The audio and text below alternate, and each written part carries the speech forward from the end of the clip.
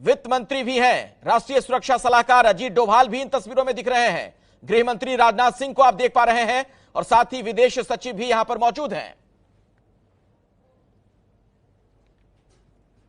और हमारे साथ इस मसले पर बातचीत करने के लिए एबीपी न्यूज संवाददाता नीरज राजपूत जुड़ चुके हैं। नीरज, क्या कुछ साफ हो पाया है? किस मसले को लेकर यह बैठक? देखिए अखिलेश, जो इस तरह की जो बैठक होती है नेशनल सिक्योरिटी काउंसिल की, वो काफ़ी ज़्यादा है सीक्रेट होती हैं। उनके बारे में जानकारी जो है जब तक मीटिंग खत्म नहीं होती तब तक सामने नहीं आती है।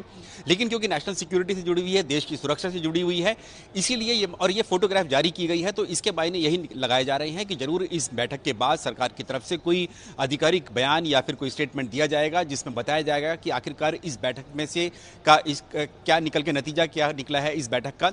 और क्योंकि खुद विदेश सचिव यहाँ बैठे हुए हैं, जिनको खासतौर से इनको यहाँ पर एज ए गेस्ट यहाँ पर बुलाया गया है, क्योंकि नेशनल सिक्योरिटी काउंसिल मीटिंग में वो नहीं होते हैं, विदेश सचिव नहीं होते हैं, उनको खास तौर से बुलाया गया, इनवाइटी है वो इस बैठक में। तो इसलिए यही मायने निकाले जा रहे हैं कि क्या पाकिस्तान से जुड़ी हुई कोई बड़ा जो बयान है सरकार की तरफ से, क्या वो इस मीटिंग में आने वाला है।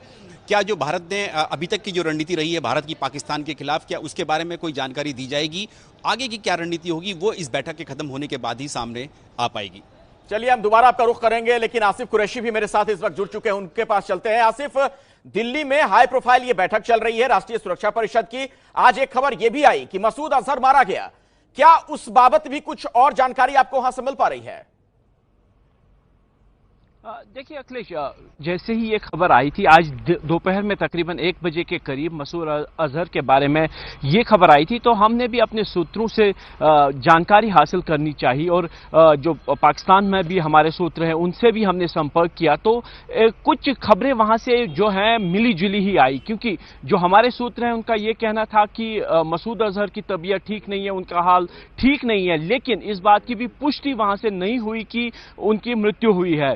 यहां तक कि जो यहां पे भी सुरक्षा तंत्र से जुड़े हुए लोग हैं या खुफिया तंत्र से जुड़े लोग हैं, उनकी तरफ से भी कोई भी तरह की स्पष्ट जानकारी हमारे साथ साझा नहीं की गई। लेकिन दोपहर तकरीबन 1 बजे से ही ये खबर पूरी दुनिया में फैल गई, कश्मीर में भी इसका काफी ज्यादा चर्चे हैं, लेकिन स्पष्टता से कोई भी इस बारे में कोई भी जानकारी देने में सक्षम नहीं है। हालांकि सरहद पार भी जो हमारे सूत्र हैं उनसे भी हमारी बात हुई और उनका भी जो जवाब था वो कोई ऐसा सेटिस्फाइंग नहीं था कि जिससे इस बात का इनकार भी किया जा सकता है कि मसूद अजहर ठीक है। लेकिन जिस तरीके की जानकारी सामने आई, कुछ ना कुछ तो है जिसकी पर्दादारी है, इतना कह सकते हैं।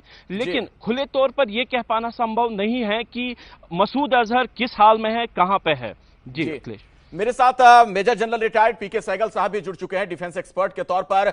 सहगल साहब, ये पूरा घटनाक्रम आप किस तरह से देख रहे हैं? क्या आकलन है आपका? दिल्ली में ये जो बैठक चल रही है, उधर से पाकिस्तान से ये खबर आना कि मसूद अजहर मारा गया, एक और घटनाक्रम ये देखने को मिला, खबर ये आई कि पाकिस्तान ने यह तय किया है कि यूनाइटेड नेशंस में जो प्रस्ताव है मसूद अजहर को आतंकी घोषित करने का, उसका विरोध नहीं करेगा। ये सारी चीजें किस तरह से जुड़ती हुई आपको नजर आ रही हैं?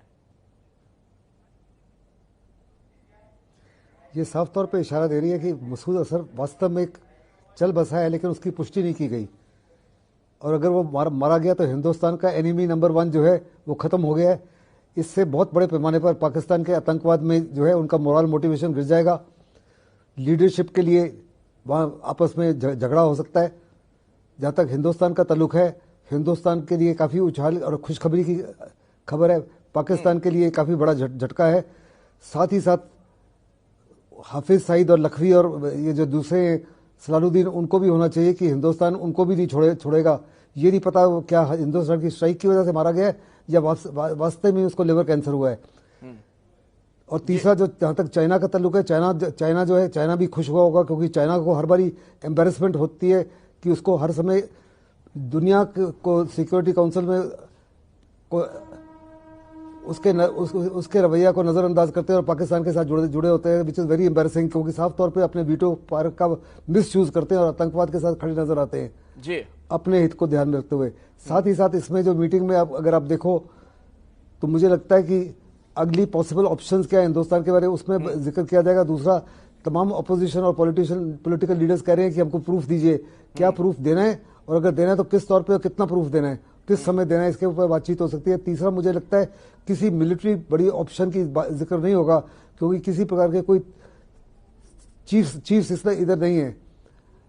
जी, चौथी चीज जो इस मीटिंग में साफ तौर पे नजर मेरे को आ रही है, जो बातचीत हो सकती है, कि पाकिस्तान को कड़ा संदेश दिया जाएगा कि हम किसी भी प्रकार से आतंकवाद को एक्सेप्ट नहीं करेंगे, और पाकिस्तान की तरफ से ऐसी कोई भी कार्रवाई हो तो जो भी कार्रवाई हिंदुस्तान की बड़ी सख्त होगी।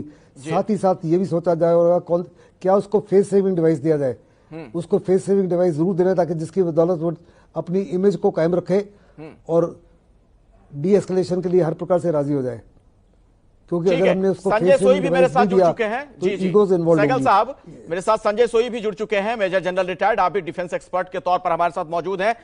संजय सोई साहब, जो एक खबर आज ये आई कि आतंकी मसूद अजहर मारा गया है, इसे लेकर तमाम तरह की थ्योरी भी सामने आ रही है।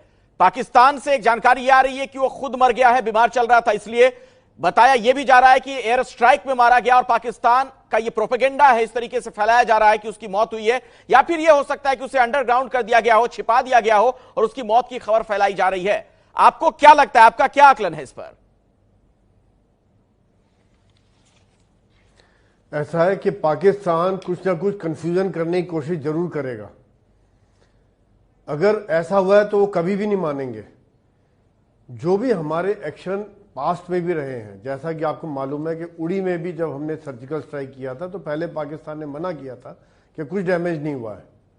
अभी भी वो एक गुमराह करने की कोशिश कर सकते हैं कि मारा गया या उनके कब्जे में है, या फिर वो स्ट्राइक में मारा गया, या जैसा कह रहे हो बीमारी से मारा गया।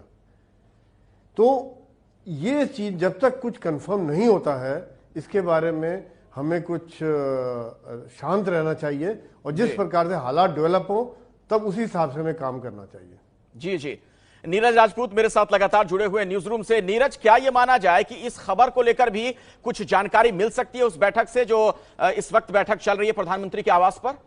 बिल्कुल बिल्कुल अखिलेश, बिल्कुल ठीक कहा आपने, क्योंकि खुद नेशनल सिक्योरिटी एडवाइजर इस मीटिंग में बैठे हुए हैं, और जिनके अंतर्गत ही सारी इंटेलिजेंस एजेंसीज आती हैं, चाहे वो हमारी RAW हो या IB हो, तो इस बारे में भी जानकारी ली जाएगी कि जो खबर आ रही है, दोपहर से ही आ जा रही है कि मसूद अजहर मारा गया है, कैसे मारा गया, क्या वाकई में मारा गया है, क्या एयर स्ट्राइक में मारा गया है, या फिर जैसे कि बीमारी की बात चल रही थी, खुद पाकिस्तान के विदेश मंत्री ने भी कहा कि वो बीमार चल रहे हैं, मसूद अजहर बीमार हैं। तो क्या इस तरह की क्या जानकारियां हैं, इसके बारे में भी जरूर नेशनल सिक्योरिटी एडवाइजर ने साझा की होंगी खुद प्रधानमंत्री से, और जो बाकी बड़े मंत्री बैठे हुए हैं साथ में।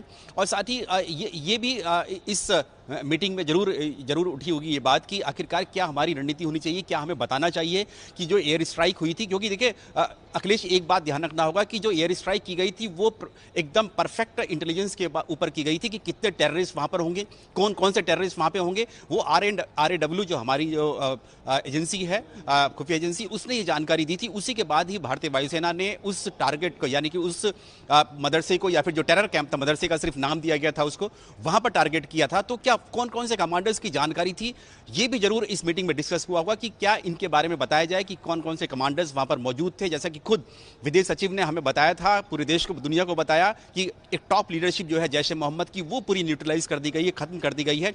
तो क्या उनके बारे में जानकारी देनी चाहिए, कौन कौन से बड़े टेररिस्ट थे जो उस वक्त मौजूद थे वहां पर बालाकोट में, जब 26 फरवरी की सुबह में भारतीय वायुसेना ने वहां पर एयर स्ट्राइक की थी।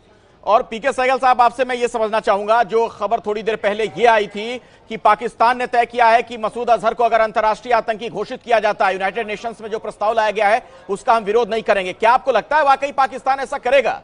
जिस तरीके का पाकिस्तान का ट्रैक रिकॉर्ड रहा है, क्या यह माना जाए वाकई ईमानदारी से कोई पहल करने वाला है इस बारे में पाकिस्तान?